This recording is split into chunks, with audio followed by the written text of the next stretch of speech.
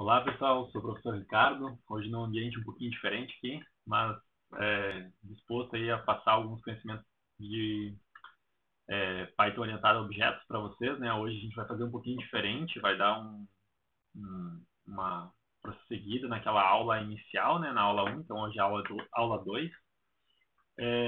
A gente vai falar um pouquinho hoje mais sobre as boas práticas, né? E dar uma treinadinha, né? Vamos fazer algo realmente pôr a mão na massa, né?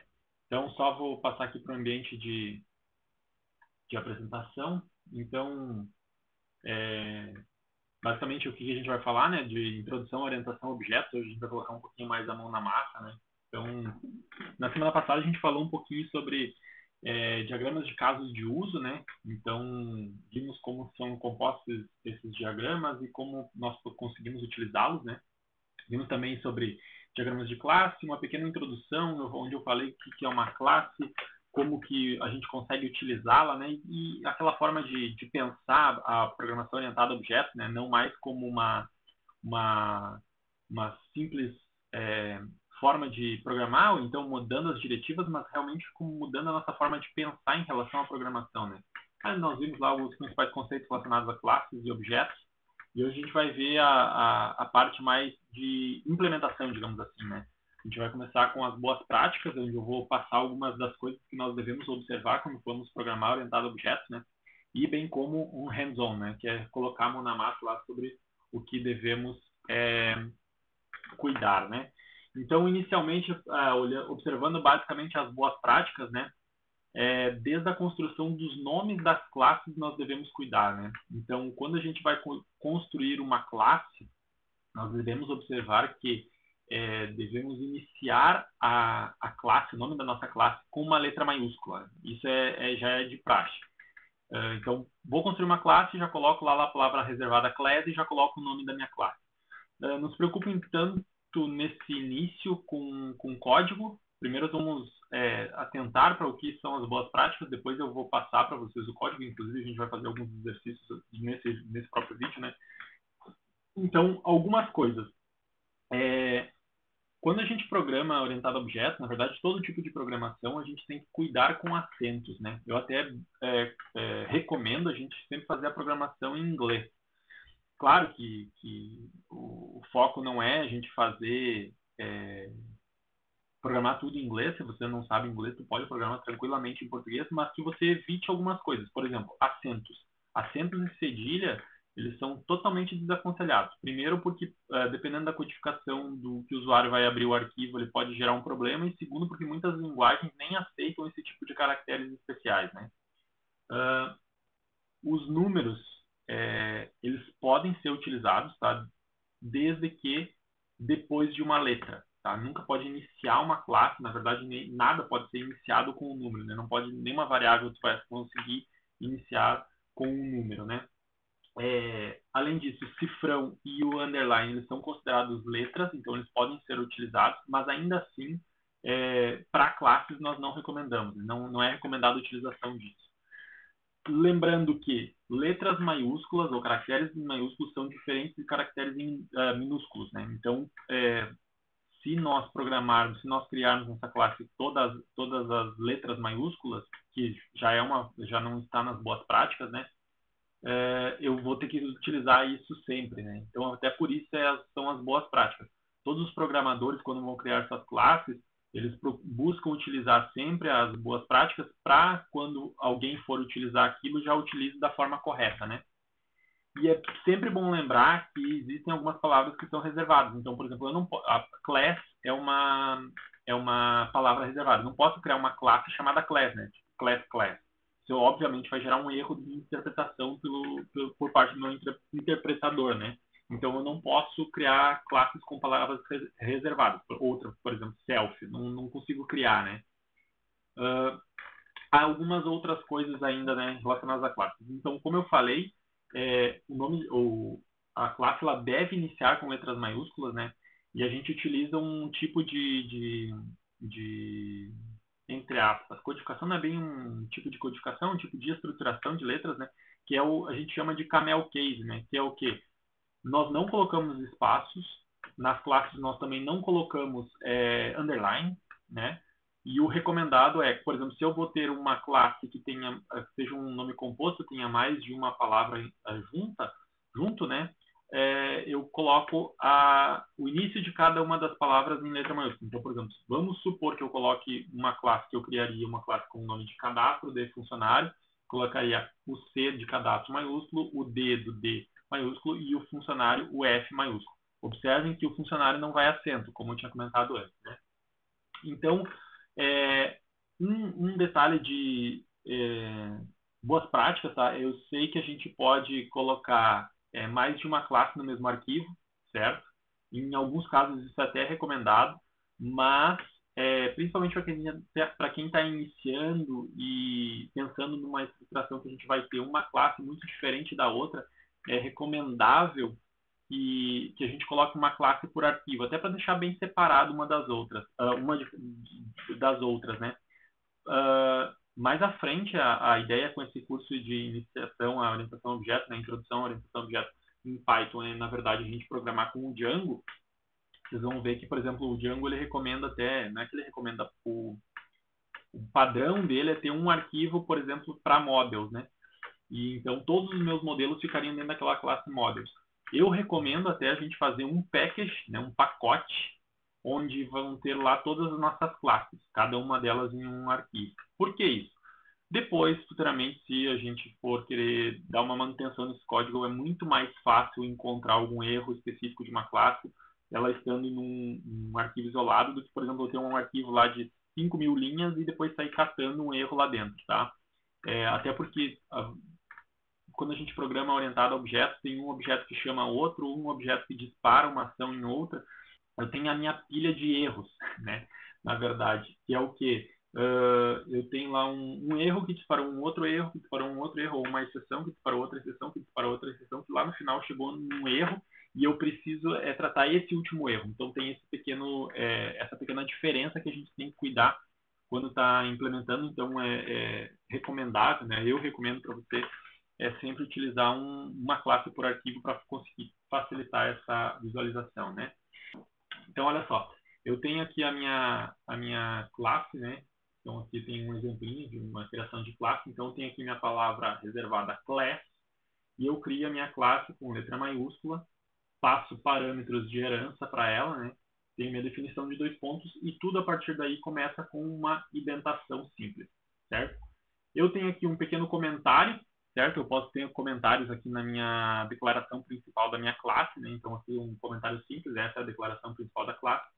Logo na sequência da classe, eu tenho 3 aspas duplas, certo? Uma string em 3 aspas duplas. O que é essa string? Essa aqui é a documentação da nossa classe, certo? Então, nós vamos ter documentação de classe e documentação de métodos, que como nós veremos a seguir.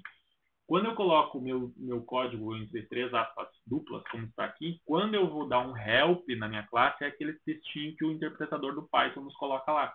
Então, aqui vão informações muito úteis para quem vai utilizar esse nosso pacote, essa nossa classe, certo?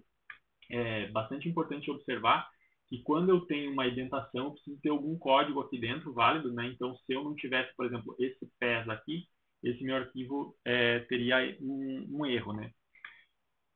Algo que é importante observarmos também que nas boas práticas, em outras linguagens de programação, e é bom trazer esse conceito de boas práticas de outras linguagens até para dentro do Python também, né? Sempre que possível, é tentar colocar o nome da nossa classe no nome do arquivo. Então, por exemplo, eu tenho aqui o meu arquivo que é carro.py.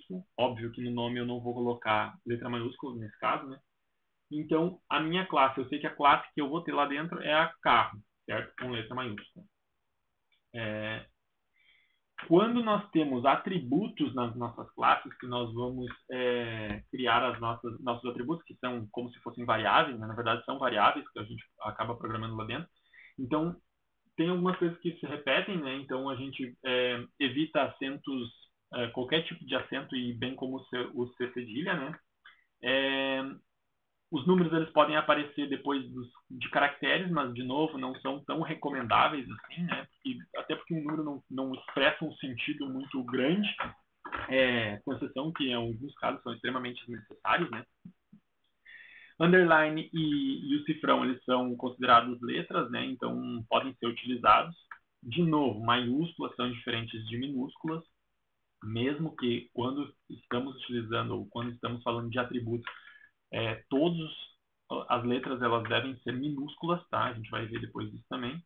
De novo, há palavras reservadas, tem palavras que não pode ser um atributo, né? Por exemplo, for. Não posso colocar um atributo chamado for, né? E é possível, né, a gente fazer a especificação de mais de um atributo na mesma linha, né? Separando, por exemplo, por vírgulas, né? Como vocês já devem ter percebido ou testado em algum momento, o interpretador do Python também ele dá uma nova linha com ponto e vírgula. Então, fazer algumas gambiarras, digamos assim, ele poderia fazer tudo numa linha separando por ponto e vírgula. Mas isso não é recomendável, é quase que um problema ele aceitar isso, mas ele aceita porque o interpretador é feito em C, né? Então o C acaba tendo essa visão.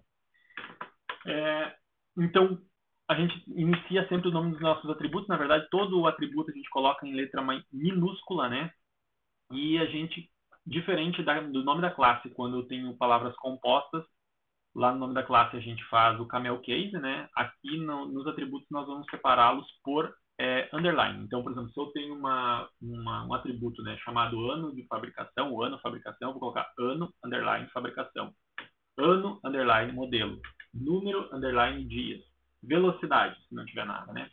Então, esses são as nossas boas práticas relacionadas aos atributos.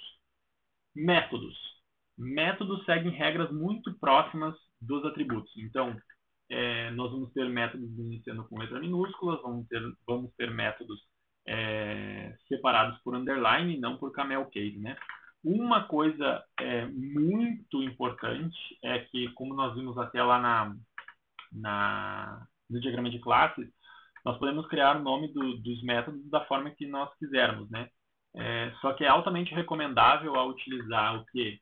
A utilizar o infinitivo no método, né? Então, utilizar, por exemplo, mostrar campos, transferir dinheiro.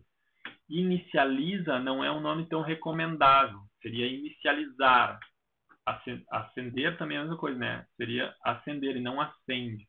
São só coisas que nós devemos cuidar nas nossas boas práticas, né? Quando vamos utilizar. Então, por exemplo, aqui, ó, nós temos uma classe aqui, uma implementação de uma classe. Né? Eu tenho aqui tenho aqui a documentação, né, dessa minha classe. Então, a documentação para a classe carro. Posso colocar aqui algum código válido. Tenho aqui a especificação dos meus atributos, colocando valores iniciais. Se vocês forem procurar na internet, vão ter alguns tutoriais ou alguns outros vídeos que o pessoal nem coloca os atributos aqui, certo? Porque o Python ele tem a tipagem dinâmica, né? Então eu posso acabar iniciando os meus atributos todos aqui dentro do meu método construtor. Por que eu estou fazendo aqui? Ou por que estou passando para vocês criarem aqui? Para a gente já se ambientar com o Django. Como eu falei anteriormente, a nossa ideia com essa introdução a Python orientado a objetos é para fazer a programação no Django. E quando eu tenho meus models dentro do Django, eu vou fazer o quê? Eu vou criar os meus atributos e vou colocar tipos de fields que o Django vai interpretar para colocar dentro do meu banco de dados. Então, a ideia aqui a gente já fazer essa programação um pouquinho mais voltada para o Django, tá? Com algumas padronizações que vão nos facilitar depois na hora de programar para o Django. Eu tenho aqui meu método construtor, certo? O método construtor é aquele lá no diagrama de classes que tem o nome da classe repetido, né? Então, em algumas linguagens de programação eu teria meu método aqui carro, que seria meu método construtor. No Python, o método construtor chama-se underline, underline, init, underline, underline. São 2 underlines aqui e 2 underlines aqui. A primeira variável que eu vou passar vai ser o self, certo? O que significa esse self? Significa que é o próprio objeto. Então, eu passo para um método construtor o próprio objeto, a própria instância dele. Vou passar uma marca, um modelo, um ano, uma placa, um chassi, uma cor lateral, velocidade, consumo, tipo de combustível. Como a gente viu lá anteriormente, né, na aula anterior, só para dar uma recapituladinha. Então, como a gente viu, esse self marca aqui, ó, ele representa como se fosse essa variável marca desse objeto self que nós acabamos de passar, e esse marca que está aqui é a variável, esse valor que vai ser passado no método construtor. Então, eu estou dizendo que essa variável vai receber o valor que eu passar no método construtor aqui. A mesma coisa para cada uma dessas variáveis. Aqui eu tenho a continuação do meu código, então eu tenho ali, ó, na indentação ainda da classe, né? Na primeira indentação, primeiro nível, eu tenho ali def movimentar, que basicamente é o método movimentar, certo? Eu tenho a palavra reservada class, que é para a criação das classes, e a palavra reservada def, que é para a criação de métodos, certo? Então eu vou ter aqui meu método movimentar, def movimentar, o qual não recebe nada por parâmetro, nesse caso aqui, e eu tenho no próximo nível de indentação, 2 pontos, próximo nível de indentação, a primeira coisa, a documentação desse meu método. O que esse método faz, certo? E aí, logo após, eu vou ter o código para esse meu método. Então, como vocês podem ver aqui, eu tenho o meu método parar, que tem a documentação, tenho o método acelerar, que tem a documentação, o método estacionar, que tem a indentação, e o método getVelocidade, que também tem a indentação. Olhando assim, né, o que a gente conseguiria ver algo problemático nessas classes, se isso passou desapercebido por você, esse código ele vai funcionar, tá? Só que ele não está seguindo as boas práticas. Por quê? Se vocês forem olhar nas nossas variáveis aqui, nós temos aqui, ó, nos nossos atributos, né? Eu tenho aqui, ó, tipo combustível e tem cor lateral. Eles estão utilizando o camel case, certo? A mesma coisa ocorre aqui no meu getVelocidade, está usando o camel case. Sendo que no Python, a gente tem que a boa prática, ou segundo as orientações do nosso PEP, né, ele é a utilização do underline, né, e não do camel case para a criação de métodos e para a criação de atributos ou variáveis, tá? Tá, professor, mas eu programo em Java orientado a objetos. E lá no Java a gente utiliza nesse formato. A gente não utiliza underline, a gente utiliza camel case para métodos. E para variáveis também. Sim. Lembre-se, linguagens de programação diferentes possuem boas práticas diferentes. Cada linguagem tem as suas boas práticas, certo? Por isso que eu comentei que algumas coisas, mesmo que elas funcionem, ou na verdade até como uma boa prática, não é a orientação aquela boa prática, mas às vezes é muito recomendável a gente fazer naquela forma. Por exemplo, o nome da classe ser o mesmo nome do arquivo, certo? E nós temos uma classe por arquivo. Ah, mas isso não está no PEP. Sim, mas muitas outras linguagens utilizam nesse formato, então seria interessante a gente trazer esse conjunto de boas práticas também para nos facilitar a programação e a divulgação dos nossos códigos, né? Então, seguindo aqui, agora nós vamos começar o nosso real colocar a mão na massa, certo? Primeiro eu vou mostrar aqui os códigos para vocês, aqui na verdade nos slides, depois a gente vai ver esse código realmente funcionando, né? Então, basicamente é o seguinte, coisas que nós temos que lembrar. Eu tenho uma classe e essa minha classe é como se fosse um molde, certo? Então, eu tenho meu moldezinho ali e eu tenho o quê? As instâncias, né? Os objetos. Eu tenho que cada objeto é uma instância de uma classe. Então, uma única classe pode ter vários objetos. E eu consigo manipular esses objetos no decorrer da minha programação ou do meu programa, tá? Então, olha só. Um objeto ele vai precisar de um espaço em memória para ser armazenado. Esse armazenamento de um objeto, a gente coloca ele em uma variável quando estiver programando. Então, em alguns casos, pode parecer estranho, tá? Mas como assim uma variável tem outras variáveis? Na verdade, aquela variável ela tem um objeto. E esse objeto é que possui todos esses atributos, certo? Então, nesse comecinho pode ser um pouquinho estranho para vocês, ou pode parecer um pouco confuso isso, mas fica melhor quando a gente começar a programar, certo? Então, olha só. Eu tenho que um programa orientado a objetos, ele é nada mais do que um conjunto de objetos que interagem entre si para resolver um problema, certo? Então, eu posso ter vários objetos, ao mesmo tempo eu posso ter várias classes diferentes que tem várias instâncias, que tem vários objetos, e tudo isso trabalha em conjunto para resolver um problema, certo? Isso é meu programa orientado a objetos. Então, vamos supor aqui, ó, o primeiro que a gente vai fazer, né? A gente vai fazer esse, pegando essa especificação da classe carro. Então, como vocês podem ver ali, eu tenho a especificação da classe carro, onde tem um ID, tem uma marca, tem um modelo, tem um ano, tem uma placa, tem um chassi, tem uma cor lateral, tem uma velocidade, tem um tipo de combustível. E eu tenho alguns métodos, certo? Então, eu tenho o método construtor, que é o meu método carro, como eu tinha comentado, né? Lá, sendo que no Python a gente traduz esse método aqui para o underline, underline, init, underline, underline. Tenho aqui o meu str, que eu preciso implementar, fazer alguma coisa com ele. Vou ter um método movimentar, parar, que me retornarão nada, ou seja, não retornam nada, né? Por isso que eles são do tipo void, isso que significa o método void. Tenho aqui o meu método acelerar, que vai precisar de uma velocidade, que é um float, certo? E ele também não vai retornar nada. Tem o método estacionar, que também não vai retornar nada. E o método getVelocidade, que vai me retornar um float, certo? Por padronização, se eu tenho um getVelocidade, eu vou ter uma variável chamada velocidade e eu vou retornar essa variável através desse método, certo? Então, essa é a implementação básica que nós devemos fazer.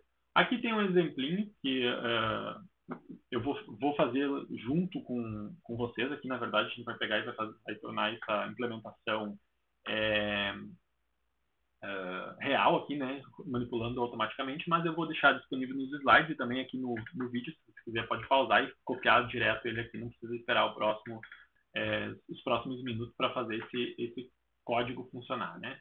E aqui tem um exemplo simples da classe completa, né, de como a gente vai estruturá-la, mesmo que ela, deixa eu ver aqui, não tenha os métodos, aqueles métodos definidos, né, o movimentar, o parar, até porque eles não nos retornam nada. E aqui um exemplinho do meu arquivo main, que vai ser o arquivo que eu vou utilizar para rodar a classe, certo? Bom, beleza. Eu vou passar agora para o ambiente de programação. Eu vou utilizar nesse primeiro momento aqui, para a gente fazer essa atividade, eu estou utilizando aqui o PyCharm, tá? Mas como vocês viram ali no print mesmo, eu posso utilizar qualquer editor ali para realizar o print e fazer o exemplo. Eu utilizei o Sublime, né? E a linha de comando, então não tem problema nenhum. Só agora, como eu estou utilizando esse editor que instalei, acabei fazendo a instalação, vou acabar utilizando esse editor. Então, olha só, o que é a primeira coisa que eu preciso fazer? Eu preciso criar um arquivo Python, né?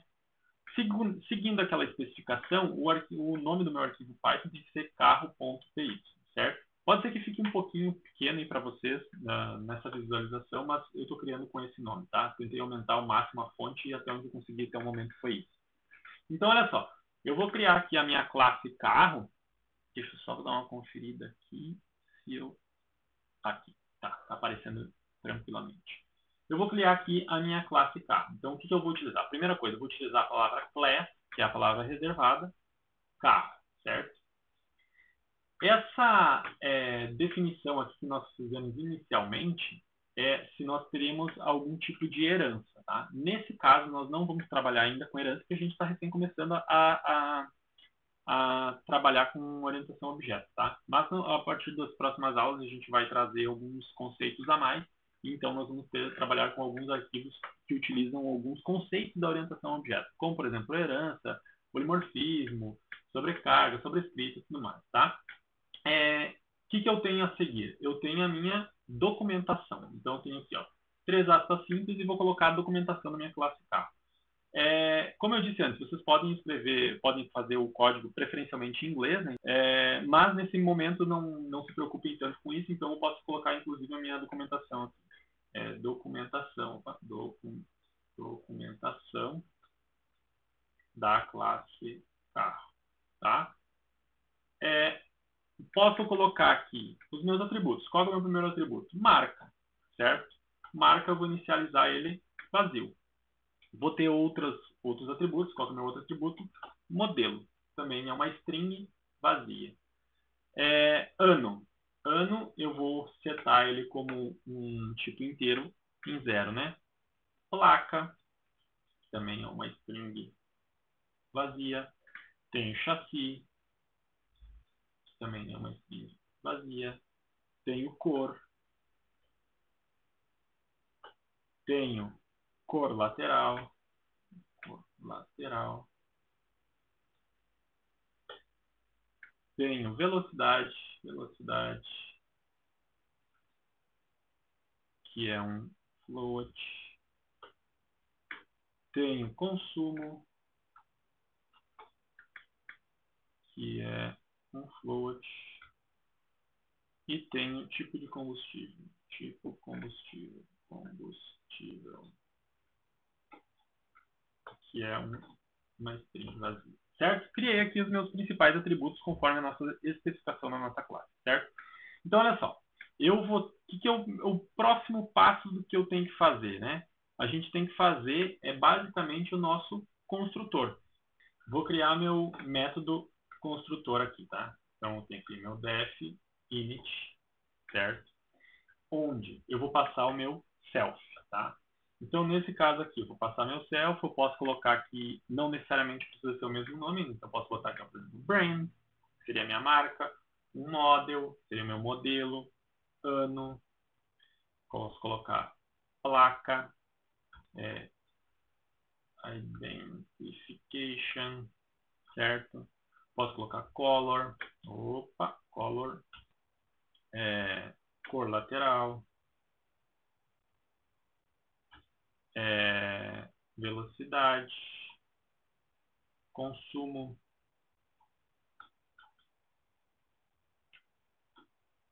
posso ter ainda tipo de combustível, certo? Então, eu posso ter todas essas minhas variáveis aqui, né? E dentro do meu código eu vou ter assim, aqui o self, ou seja, esse é meu objeto. Notem que ao utilizar aqui o meu editor, ele já me coloca as possibilidades que eu tenho. Então, eu tenho self, essa marca, né? Então, essa marca aqui de cima, eu tenho aqui na minha linha 4, vai receber o quê? Vai me receber brand, que é a variável que eu estou passando por ele no método construtor. Eu tenho ainda aqui a minha self.modelo, vai receber o quê? O model. Eu tenho aqui a minha self.ano, vai receber o year. A minha self.plate vai receber, minha self.placa vai receber o plate. Notem que a partir do momento que eu vou utilizando a própria ideia vai modificando a cor aqui, vai me mostrando, você já utilizou essa variável, né? Que aqui ele está mostrando que essa variável ainda não foi utilizada. Então, por isso que ele tem essa funcionalidade, né? Ideias diferentes, funcionalidades diferentes. Claro que a gente pode instalar plugins que facilitem a nossa vida, né? Então, isso tudo é possível. Eu tenho aqui que meu self core recebe meu color, meu self cor lateral vai receber a side color. Tenho aqui que meu self.velocidade vai receber a speed. O meu self.consumo vai receber o meu consumption. Tenho que o meu self.tipo combustível vai receber o kind fuel. Certo? Pronto, criei meu método construtor. Ah, professor, mas esse método construtor só está atrelando uma variável a outra. Sim, nesse momento é a única coisa que ele está fazendo. Por isso que eu comentei que em alguns códigos que vocês forem ver na internet, alguns tutoriais, eles podem inclusive tirar essas variáveis daqui. Por quê? Porque eu já estou criando elas aqui. Ó. É como se fosse uma redundância, tá?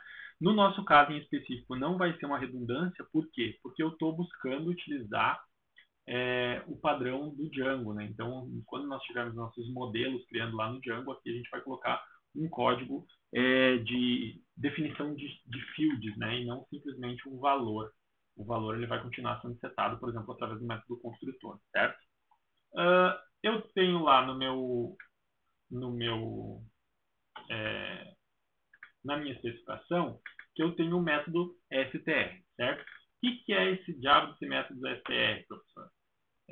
O str, quando eu dou um print numa variável, certo? Então, por exemplo, se eu tenho aqui, agora não vou pegar aqui, mas, por exemplo, eu tenho uma variável que vale 42. A recebe 42. E eu der um print no meu A, o Python vai mostrar 42, certo? Na verdade, a gente está chamando o método str do objeto A, certo? Então, o que eu estou dizendo aqui? Que eu tenho a minha classe carro e que eu vou mudar o meu str, certo? Vou mudar o valor default do meu str. Depois a gente vai fazer uns testezinhos rápidos para vocês verem como que isso vai alterar a nossa construção, certo? Então, eu vou criar aqui uma variável, então, por exemplo, retorno, e vou dizer que retorno vai receber o seguinte: carro, certo? Vou colocar aqui a definição de que vão existir algumas pequenas alterações aqui, né? Então, eu tenho, vocês já devem ter visto isso no Python, meu ponto format, format, e aqui dentro eu vou dizer o quê? O meu primeiro parâmetro, ou seja, esse primeiro parâmetro aqui vai receber o quê? Self, que foi o que eu passei por parâmetro para essa minha função. O que ele vai mostrar primeiro? A marca, tá? Eu vou passar self marca. Depois, ele vai imprimir o modelo, tá? Aí eu vou dizer assim, ó, meu retorno mais igual. O que esse mais igual significa? Significa que a variável retorno vai receber o que já foi setado para retorno, certo? Que ela já recebeu aqui em cima. Ou seja, eu estou adicionando um novo conteúdo da variável retorno. Um detalhe importante. O que esse /n significa aqui? Nova linha, tá? Então, numa nova linha, eu vou ter o seguinte. Identificação. Observem que aqui eu posso utilizar acentos, né? Porque é uma string. Eu vou ter que vai ser impresso um parâmetro, depois outro parâmetro, e eu vou ter um /n aqui também. Ponto format. O que eu vou passar agora? Vou passar a minha placa, então, self placa, e vou passar o meu chassi. Certo? Continuando, meu retorno vai receber o retorno anterior, mais. O que mais eu vou mostrar agora? Ano. E vou mostrar um ano aqui, certo? Velocidade. E vou mostrar aqui. É isso nesta linha, conforme o arquivo. Format. O que eu vou passar? Self.ano e o meu self.velocidade. Certo? O que mais que nós temos de variável? Então, tem o meu retorno, que vai receber o conteúdo anterior. E, além disso, eu vou mostrar cores. Quais são as cores que eu tenho? Aqui eu vou ter uma vírgula, tenho outro valor e uma nova linha. Ponto format. O que eu vou passar? A cor principal do meu veículo, cor, aqui, e a minha cor lateral, self.cor lateral. O que mais? O que mais nós temos? Nós temos ainda consumo, que não foi utilizado, né? Então, consumo e tipo de combustível. Então, vou ter que no retorno, vai receber o conteúdo anterior, e agora eu vou ter assim, consumo, 2 pontos, algo que vai aqui, de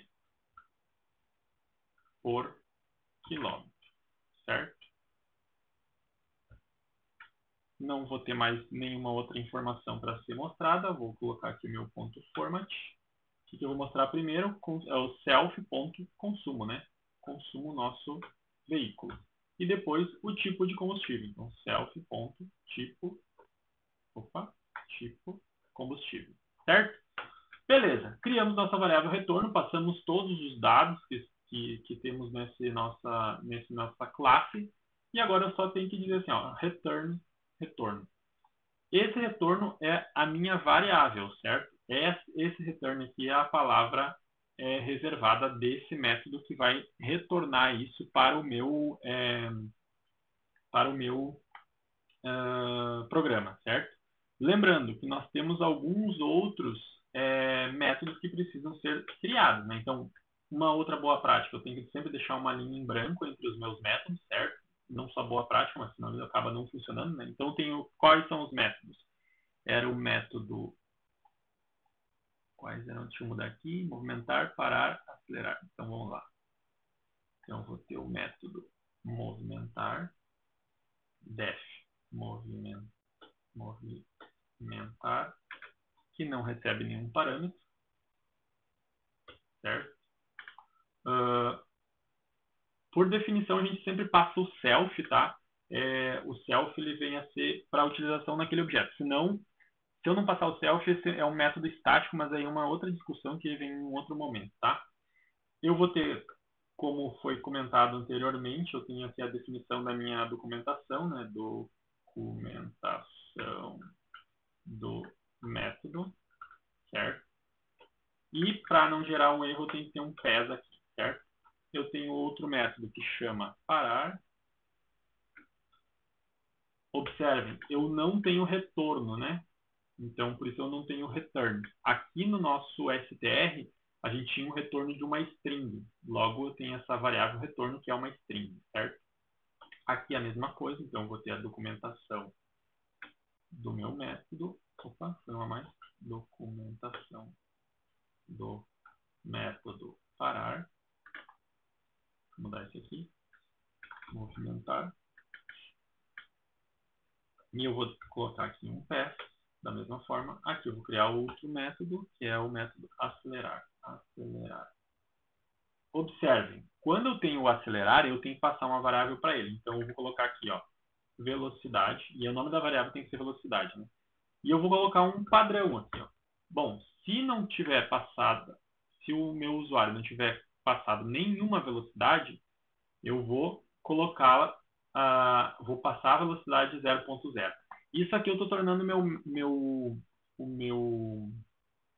meu parâmetro velocidade opcional, certo? Então, o usuário ele pode chamar o acelerar sem nenhum valor, ou ele pode chamar o acelerar com a velocidade 0. Faria sentido eu acelerar 0? Não, né? Então, eu posso tirar isso aqui e, nesse momento, esse meu parâmetro acelerar, ou melhor, velocidade, passou a ser um parâmetro obrigatório, ou seja, o meu usuário tem que chamar, quando ele for chamar acelerar, ele tem que passar um valor. Se ele não passar, nada ocorrerá um erro, né? Então, aqui eu posso criar documentação. Opa, documentação do método acelerar, certo? Vamos criar outro método aqui. Opa, faltou o nosso PES, né? Então, aqui, ó, PES. Vamos criar um outro método, def estacionar. Estacionar. O nosso estacionar também vai ter a documentação atrelada. Documentação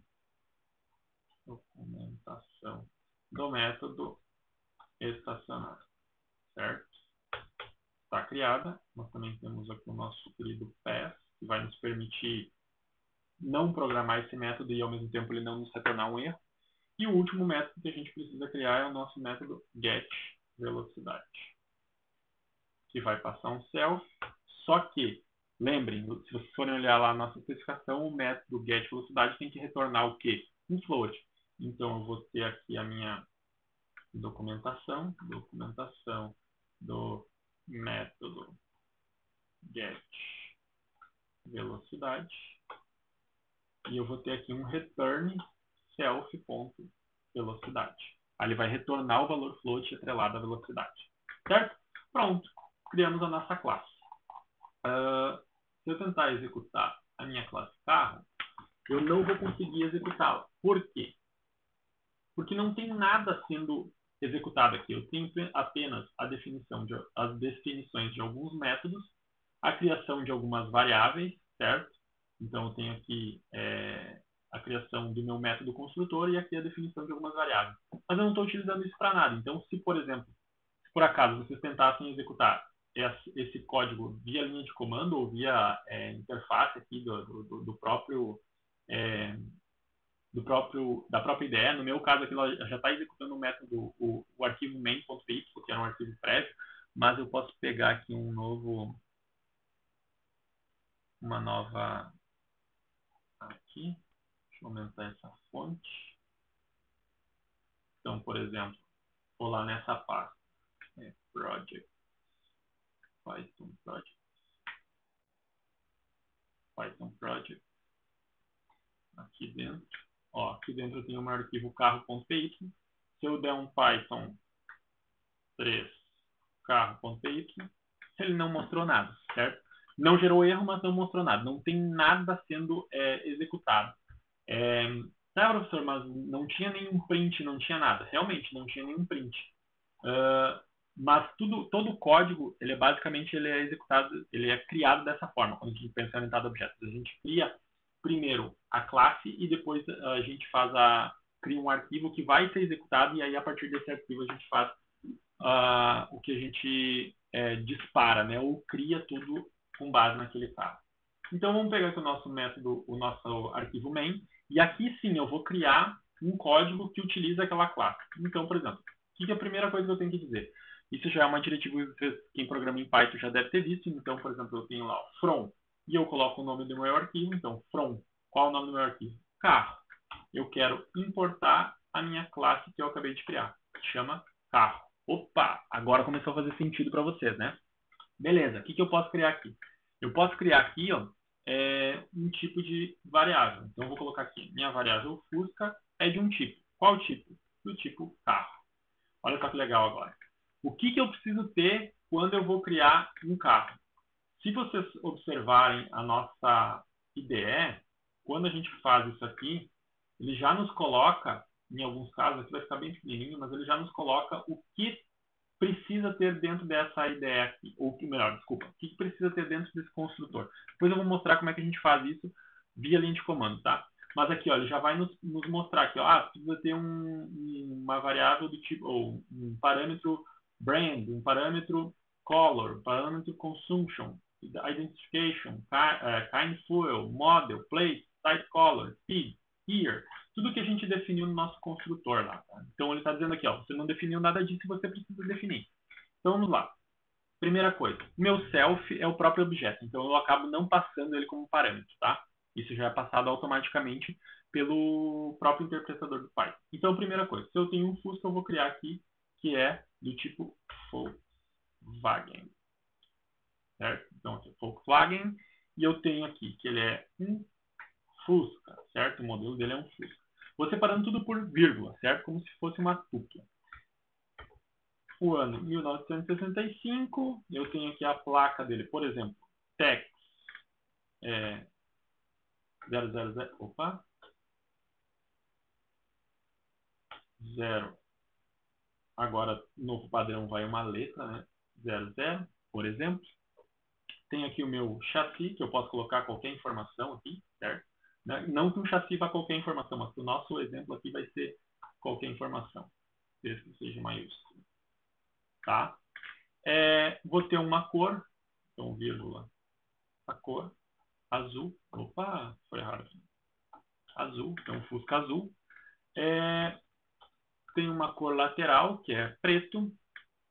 Tenho aqui, depois da cor, o outro atributo era velocidade, certo? Então, vou ter aqui a minha velocidade. Nesse momento ele está parado. Tenho o meu consumo, que eu posso colocar aqui que o meu consumo é 4,32, então ele faz 4 km e 320 metros com 1 litro. Observem que eu uso ponto para separar e vírgula para separar as variáveis e ponto para ponto flutuante, né? Com casas decimais. Se vocês observarem aqui, deve estar aparecendo bem pequenininho, mas ele já está pedindo ali, ó. Ainda falta definir o tipo de combustível. Nesse caso, ele é a gasolina. Gasolina. Certo? Pronto, criei o meu Fusca. Agora eu vou criar um outro veículo, por exemplo, um Chevette. Eu vou dizer aqui que ele também é um carro. E qual é a marca dele, né? É um Chevrolet. Chevrolet. Qual modelo? Chevette Tubarão, por exemplo. Perguntem para os pais de vocês ou para o irmão mais velho o que é um Chevette Tubarão, que vocês vão saber para o que é, tá? Também de 1965, onde vai ter uma outra placa, uma letra, um número, uma letra, 2 números, um chassi. Opa, tem que estar entre aspas, porque é uma string, então tem aqui o chassi. Vou ter uma cor, então que nesse caso também vai ser azul, que eu gosto de carro azul. Uma cor lateral, nesse caso aqui vai ser branco, vai ficar parecido com o melhor time da face da Terra, que é o Grêmio. Vou ter uma velocidade inicial e vou ter um consumo dele. Então esse aqui faz 1,18 km com 1 litro de gasolina também, tá? Vou ter um outro veículo. Então, por exemplo, eu posso ter aqui um Sonix, que é um tipo de carro da Chevrolet também. Eu até tive durante um tempo um Sonix. Então aqui, ó, Chevrolet. Opa, a vírgula tem que estar fora das aspas, senão acaba dando algum tipo de problema, né? Então eu tenho aqui que o tipo dele é um Sonic LTZ, que era o carro que eu tinha. Ano, ele era de 2012, bem antiguinho já, né? Ainda bem que eu vendi já. A placa, então eu vou botar aqui 3 letras. Opa, 4 números nesse caso. O meu chassi, são letras, letras e números, mas maiúsculas nesse caso, né? Tá? E eu tenho o quê? A minha cor, que também vai ser azul. Como eu disse, eu gosto de carro azul. A cor lateral também era azul. Velocidade está parado e o consumo, vamos supor, 11,4. A diferença é que esse era um carro flex, certo? Criei 2 carros. Olha só que interessante. O que vai acontecer aqui agora? Eu vou dizer o seguinte: imprime o Fusca. Depois, eu quero que tu imprima, né, o nosso querido print, um monte de itens, e eu quero que tu imprima o meu Cheva. Depois eu quero que tu imprima novamente underline, posso copiar aqui a linha aberta para ficar com o mesmo número. E aqui por fim eu quero que tu imprima o meu carro Sonic. Olha só que legal. Lembrando, tem que ter uma linha em branco aqui no final do meu arquivo, né? Então olha só, eu criei aqui as definições da minha classe, tudo que ela pode fazer, o que não pode fazer, né? Coloquei aqui a documentação de cada uma delas e no meu arquivo main eu estou importando aquele arquivo carro, importando a classe carro, estou criando variáveis utilizando, desculpem, criando variáveis não, estou criando objetos utilizando a minha classe carro que eu acabei de criar e aqui eu estou imprimindo o meu, as variáveis do meu carro, certo? Então se eu mandar executar esse arquivo aqui agora, ó, vocês vão ver aqui embaixo, olha só tudo que ele imprimiu, ó. Ele disse o seguinte, ó, tem um carro Volkswagen Fusca, que a identificação é essa aqui, que o ano, 1965, a velocidade dele é 0. As cores, azul e preto. Consumo 4,32 de gasolina por quilômetro. Tem a mesma coisa aqui do meu Chevette, as informações dele, e aqui as informações do meu Sonic. Tá, professor, mas onde é que está vindo essas informações? Esse identificação, carro, cores, vem tudo, esse código vem todo ele daqui do nosso método STR. Olha só que maravilhoso. Se eu mudar aqui, ó, por exemplo, que eu não vou sobrescrever o meu método STR, que eu vou utilizar um outro aqui, por exemplo, e eu mandar executar o mesmo código, olha só como é que é a impressão normal daquele objeto. No Python ele vai dizer assim, ó, é um objeto do tipo carro, que está dentro do arquivo carro, e é um objeto e ele me passa o endereço de memória, onde ele foi criado, certo? É isso ó, o método STR, de um objeto genérico. Então, sendo que, se nós sobrescrevermos o método default STR, né, e dissermos como a gente quer que ele seja impresso, simplesmente alterando esse arquivo aqui, não vou alterar em nada o meu código do meu arquivo main. Eu acabo fazendo o quê? Alterando o arquivo que está utilizando dele. Então, eu acabo alterando toda essa minha padronização. Então, poderia fazer mais simples ainda, né? Eu poderia ter aqui, por exemplo, uma lista de carros, que eu vou criar uma lista e vou dizer assim, ó, lista carros recebe Fusca, Cheva e o meu querido Sonic, certo? E aqui eu posso fazer o seguinte, ó, for para carro in lista carros, lista carros, eu quero que eu faça um print do meu carro. E aqui eu coloco o meu print dos hífens. Os hífens maravilhosos. E eu não preciso mais ter a repetição desses caras aqui. Esse meu código vai gerar o mesmo resultado. Certo? Então eu consigo fazer isso. Não tem problema nenhum. Vocês podem ver aqui. Se eu for fazer na linha de comando, se eu mandar imprintar o meu carro, ó, mandar executar o meu carro, não vai executar nada. Agora, se eu mandar executar o meu arquivo main.py, eu vou ter a mesma execução que eu tenho aqui na minha ideia, certo? Pessoal, espero que vocês tenham gostado, que tenha resolvido algumas das dúvidas de vocês, né? Então, desejo mesmo que vocês tenham uma produtividade, que tenham conseguido entender isso. Se vocês não entenderam alguma coisa, podem postar lá no nossa disciplina no Moodle lá, né? Ou então aqui no vídeo, que eu também vou responder. Qualquer um dos dois eu respondo. Vou deixar lá também alguns exercícios para a gente programar e praticar um pouco mais dessa orientação a objetos.